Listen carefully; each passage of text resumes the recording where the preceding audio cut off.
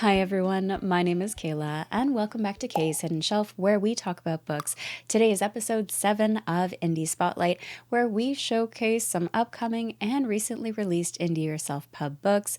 And today's episode is just going to be books that have already been released because it's been a while since the last episode, and the books that I was planning to put on here as upcoming have since released since it's been a little while. So we're going to showcase them all. I believe there are about 11 or 12 books on the list today. They're all released, so you can go check them out. And there's a bit of variety this time as well, including sci-fi, short stories, fantasy, and more. So we'll take a look with the first one. First up is Drog's Demise by Isaac Hill.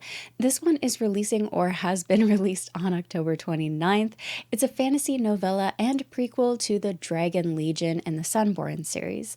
It's going to be about 75 pages, and the pitch for this one is taxes are due. The eighth has been dispatched to administer the king's justice. Drog Sunborn has to make a decision. Do what he is ordered, or what is honorable. Next is A Distortion of Fate by M.J. Lindsay. This is about 125,000 words. It's released on October 2nd, 2024, so you can go check this one out too. This is the first installment of a 4-part dark fantasy saga for fans of Arcane the Animated Series, Lies of Locke Lamora, Final Fantasy VII, and Game of Thrones. It also features a 4-way vie for power in a world where technology and magic prepare to wage war.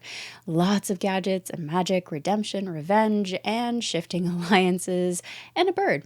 Can't forget that. After that, we have Of Love and Loss by B.S.H. Garcia. This is book 2 in the Heart of Quinaria series, and book 1 is Of Thieves and Shadows. The pitch for the series is in a world where ancient magic meets emerging technology, unlikely heroes must navigate treacherous alliances and unravel hidden truths to prevent an impending apocalypse. Now, book 2 is going to be 861 pages, so for all of you who love chunky books in series, this one might be one to check out, and it is also a fantasy. Next is one that might appeal to fans of Redwall. That is A Song of Bones by Isaac Anderson. It's book 1 in a series by the same name, A Song of Bones, and it released on October 4th, so you should be able to go check that out now. It's a fantasy about 266 pages, and the pitch for this one is kidnapped and hidden away. A generation of mice have never seen the sun. Forced to dig forever deeper in the dark, escape is impossible until a stolen knife changes everything. By the same author, the next one is The Garden Maze. This is a fantasy novella at 132 pages, and the pitch for this one is just piqued my curiosity entirely.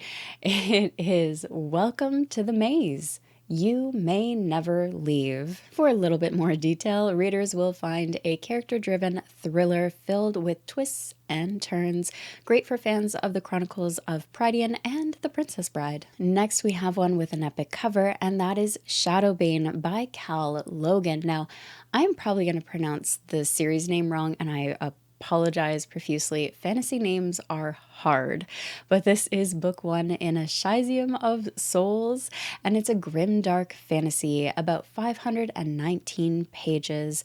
The pitch for this is one womb, one soul, two fates. One will rise, one will fall. Even the palest chance of victory will come at a brutal price, but the prophecy never foretold whose fate would settle the debt, Shura's or her brothers. Next is a short story that sounds great for the spooky type season or fall, and that is Baluchan by Rebecca Cruden. This is a dark fantasy short story. It's about 19 pages, and some of the bullet points or descriptors for it were a forest of spirits, two sisters, a deal made in a cemetery, and children outsmarting adults. Number 8 is Winter's Chosen by Ash Parker, and this is a standalone fantasy at 333 pages. The tagline for this one is, if you were chosen to save the world, would you do anything it takes?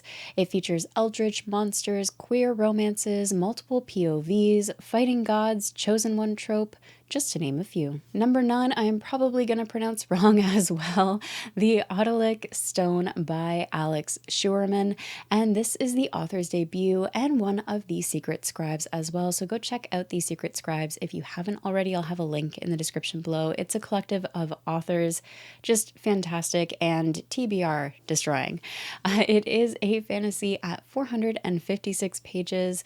And the line for this one is, "Come join Aster on an adventure to save Buckwheat Village." This just sounds like a romping good time. After that, we have Witch Hazel by T.C. Roberts Finn, and this is a dark fantasy world of violent mysteries and eldritch horror.